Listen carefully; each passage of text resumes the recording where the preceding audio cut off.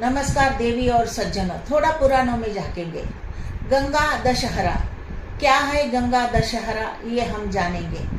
भारत की नदियों को केवल जल का स्तोत्र नहीं बल्कि धार्मिक दृष्टि से अत्यंत महत्वपूर्ण माना जाता है। प्रत्येक नदी का अपना एक अलग इतिहास और विशेष महत्व है।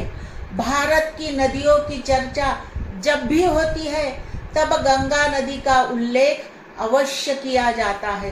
गंगा नदी को भारत की सबसे पवित्र और महान नदी माना जाता है। ऐसी मान्यता है कि गंगा नदी में स्नान करने से मनुष्य के सभी पापों का नाश हो जाता है। इसी गंगा नदी से जुड़ा एक महान पर्व गंगा दशहरा। धार्मिक ग्रंथों के अनुसार ज्येष्ठ मास की दशमी तिथि को गंगा नदी पृथ्वी पर अवतरित हुई थी। इसी दिन को हर वर्ष गंगा दशहरा के रूप में मनाया जाता है। ज्येष्ठ शुक्ल दशमी को गंगा दशहरा मनाया जाता है। ऐसा माना जाता है कि इसी दिन गंगा नदी का अवतरण पृथ्वी पर हुआ था। इस तिथि को संवत्सर माना गया है। इसका उल्लेख स्कंद पुराण में भी आता है। इस दिन गंगा स्नान करना अत्यंत पवित्र माना जाता है। गंगा दशहरा के दिन यथाशक्ति दान करना चाहिए। ऐसी मान्यता है कि इस दिन जो वस्तु दान दी जाती है वह दुगनी होकर वापस प्राप्त होती है। दशहरा शब्द का अर्थ है 10 पापों का नाश करने वाला।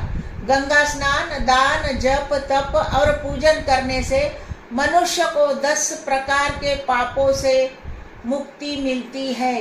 10 प्रकार के पाप नष्ट हो जाते हैं, ऐसी श्रद्धा है। इसीलिए इस दिन का विशेष धार्मिक महत्व माना गया है।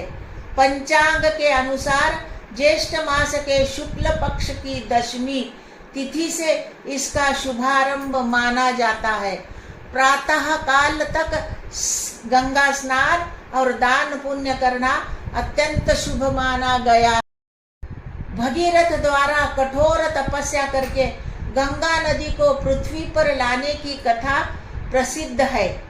कुछ पौराणिक कथाओं के अनुसार गंगा नदी भगवान विष्णु के चरणों के अंगूठे से उत्पन्न हुई थी। उसका वेग इतना प्रचंड था कि यदि वह सीधी पृथ्वी पर आती तो पृथ्वी को भारी नुकसान होता।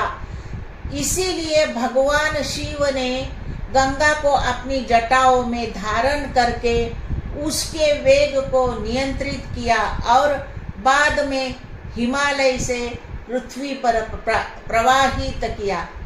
गंगा अवतरण की कथा इस प्रकार है। राजा सागर ने अश्वमेध यज्ञ किया। यज्ञ का घोड़ा खो जाने पर उसके 60,000 पुत्र उसे खोजने लगे। अंततः उन्हें वह घोड़ा कपिल मुनि के आश्रम में दिखाई दिया। संदेहवश उन्होंने कपिल मुनि का अपमान कर दिया। इससे क्रोधित होकर कपिल मुनि ने अपनी तप शक्ति से उन सभी को भस्म कर दिया। उन आत्माओं को मुक्ति के लिए कई पीढ़ियों तक तपस्या की गई। अंत में राजा भगीरथ ने कठोर तप करके देवी गंगा से पृथ्वी पर आने की प्रार्थना की। गंगा का वेग इतना प्रबल था कि पृथ्वी उसे सहन नहीं कर सकती थी। इसीलिए भगवान शिव ने गंगा को अपनी जटाओं में धारण किया और बाद में पृथ्वी पर प्रवाहित किया। इस प्रकार गंगा का अवतरण हुआ और सागर पुत्रों को मोक्ष प्राप्त हुआ।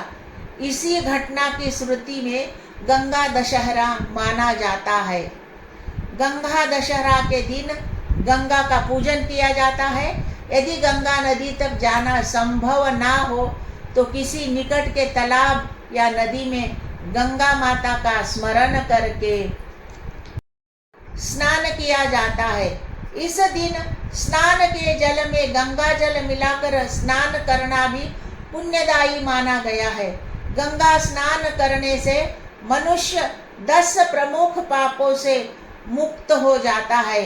इन पापों में अहंकार, क्रोध, चोरी, व्याभिचार, झूठ, द्वेष, ब्राह्मण हत्या, गौ हत्या, मद्यपान और कुत्तों की हत्या शामिल है।